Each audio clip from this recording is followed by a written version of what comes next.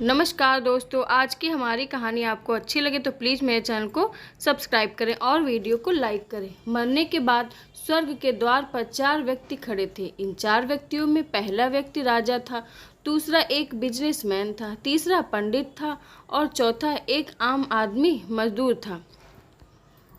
किसी को भी यह पता नहीं था कि कौन स्वर्ग के अंदर प्रवेश कर पाएगा और कौन वहीं से वापस लौटा दिया जाएगा। सब स्वर्ग का दरवाज़ा खुलने की राह देख रहे थे और आपस में बातें कर रहे थे। जैसे कि राजा को मरने से पहले से ही आदत थी, उसने अपनी बात सबसे पहले बताई। राजा ने कहा, मैं बहुत प्रख्यात राजा हूँ। मैंने धरती पर अपना बहुत नाम कमाया है, इसलिए पूरी संभावना है कि मैं ही स्वर्ग में जाऊँगा। फिर व्यापारी ने अपनी बात सामने रखी। वह बोला, मैंने धरती पर खूब धन कमाया और उस धन से मैंने सैकड़ों लोगों की मदद की, इसलिए मैं ही स्वर्ग का हकदार हूँ। अब बारी थी पंडित की। जो पंडित ने मुंह खोला और सबको यह कहा, चाहे तुम जो सोच लो, लेकिन यह बात तो तय है कि स्वर्ग के दरवाजे खुलेंगे तो मेरे लिए ही। सब जानते हैं कि पंडित दिन रात भगवान को याद करते हैं, इसलिए स्वाभाविक है कि स्वर्ग में पंडित का स्वागत किया जाए। जब सब ने अपना अपना पक्ष रख दिया, तब सबकी नज़र उस मजदूर पर थी जो चुपचाप अपनी नज़रें नीचे झुकाए बिना कुछ बोले वहीं पर खड़ा था। स्वर्ग का दरवाज़ा खुला और वहाँ पर एक देवदूत आकर खड़ा हो गया। देवदूत के हाथों में एक पुस्तक थी जिसमें इन सभी के कर्मों के बारे में लिखा हुआ था। देवदूत ने सबसे पहले राजा को अपने पास बुलाया और सब उसको पूछा, तुम बताओ, तुमने अपने जीवन में क्या क्या अच्छे कर्म किए हैं। मैं उन्हें इस पुस्तक में देखकर फैसला करूँगा कि तुम्हें अंदर आने देना है या नहीं। राजा ने कहा, मेरा राज्य जितना बड़ा था उतना ही समृद्ध था और मेरी राज्य के सभी लोग खुशहाल थे, सभी बड़े आनंद से रहते थे। मैंने उन्हें कभी भी किसी भी चीज़ की कमी नहीं होने दी। यही मेरे अच्छे कर्म हैं। देवदूत ने अपने पुस्तक में देखा और देखने के बाद राजा से कहा, तुम सच बोलते हो। तुमने अपने राज्य की प्रजा को बहुत सुखी रखा था, लेकिन तुमने अपने राज्य की सीमा बढ़ाने के लिए जितने युद्ध किए थे, उन युद्ध की वजह से हजारों सैनिकों ने अपनी जान गंवा दी थी। उन हजारों सैनिकों के परिवार के दुख का कारण तुम बने, इसलिए तुम स्वर्ग में नहीं आ सकते। अब बारी थी व्यापारी की। व्यापारी से जब देवदूत ने पूछा कि तुम्हारे अच्छे कर्म क्या हैं, तब व्यापारी ने उससे कहा, मैंने सैकड़ों लोगों को खाना खिलाया है, कई आश्रमों में दान किया है, कई निराश्रित लोगों के लिए घर बना कर दिया है।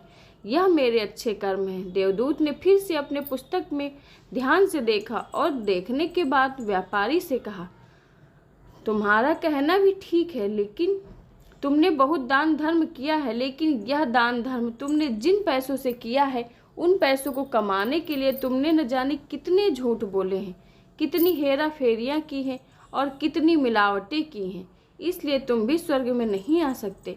जब पंडित से यही सवाल किया गया तो पंडित ने बड़े ही आत्मविश्वास के साथ कहा, मैंने अनगिनत लोगों को ज्ञान दिया है, हजारों यज्ञ और पूजाएं की हैं और दिन रात भगवान का जाप किया है। इससे अच्छे कर्म और क्या ही हो सकते हैं। देवदूत ने अपनी पुस्तक के अंदर झांक कर देखा और पंडित से कहा, आपने जितने भी लोगों को जो भी ज्ञान दिया है, उन बातों पर खुद कभी अमल नहीं किया। आपने यज्ञ, पूजा या भगवान का नाम निस्वार्थ भाव से कभी नहीं लिया, इसलिए आपका भी स्वर्ग में आना प्रतिबंधित है। मजदूर यह सब देखकर हैरान था। वह अब जिन्हें महान समझता आ रहा था, उनकी व्याख्या स्वर्ग के दरवाजे पर आकर बदल गई थी। धरती पर जिन कामों को अच्छा समझा जाता है, उनका यहाँ पर कोई मूल्य नहीं था। यमदूत ने जब इस मजदूर को अपने पास बुलाया और इससे पहले कि वह उससे उसके एक अच्छे कर्मों के बारे में पूछता, मजदूर बोल पड़ा, प्रभु, मैं जानता हूँ कि मैं भी स्वर्ग में आने के लायक नहीं हूँ, लेकिन मैं फिर भी एक बार बाहर से ही स्वर्ग को झांक कर देखना चाहता हूँ। बस इससे ज़्यादा मेरी कोई इच्छा ही नहीं है, क्योंकि ऐसी इच्छा पालने के लिए मैंने जीवन में कुछ भी नहीं किया है। मैं पूरा दिन मेहनत करता और जो भी पैसे कमाता उन्हें अपने परिवार के पालन पोषण में खर्च कर देता है। इसलिए दान धर्म के लिए कुछ बचता ही नहीं। लोगों की भलाई में क्या सेवा करता, क्योंकि काम के बाद जो थोड़ा सा समय मिलता उसको अपने ही बूढ़े माँ बाप की सेवा में बिता देता। और यह सब करने के बाद मैं कभी मंदिर चला जाता और भगवान से जैसा भी मुझे दिया है उस जीवन के लिए धन्यवाद कहता। देवदूत ने अपनी पुस्तक में बड़े ध्यान से देखा और थोड़ी देर देखते ही रहा। फिर उसने मजदूर से पूछा कि तुम याद करके बताओ, तुमने कभी तो कोई अच्छा काम किया होगा। मजदूर ने थोड़ी देर सोचने के बाद बोला, हाँ मुझे थोड़ा थोड़ा याद है। एक बार मैं बहुत भूखा था और मैं खाना खा ही रहा था कि एक बहुत ही कमज़ोर कुत्ता जो कि ठीक से चल भी नहीं पा रहा था, वह मेरे पास आ गया और मेरे खाने को देखने लगा। तब मैंने अपनी रोटी उसे खिला दी थी और उस दिन मैं खुद ही भूखा सोया था।